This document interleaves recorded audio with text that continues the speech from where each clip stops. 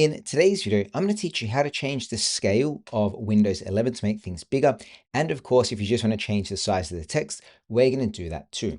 So what you want to do is press on your start button and then simply type in the word display. This is going to search for your display settings. Let's open up the best option here, which is display settings. And this is going to bring us to our settings section. From here, there's a few things I want to call out. The first one is scale.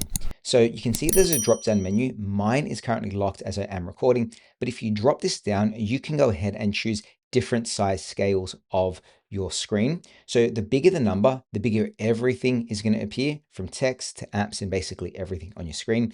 And the smaller the number, the smaller everything is going to appear. And then of course you have your display resolution. What I'd recommend is keeping your display resolution set to what is recommended, and I'd keep your scale also set, but play around with both and see what works best for you. If you wanted to make the text of everything bigger, but you didn't want to change the size of your icons, that's actually hidden here under scale. If we open this guy up, you can see here, there is the text size button. Let's go ahead and select on this. And then from here, you can go ahead and make this all the way up to 225% bigger. So if we hit apply, what you'll see is all the text on the screen is so much bigger, but the icons and everything remain the right size. I'm going to bring that back down to apply. And of course, you can find the right size that works best for you.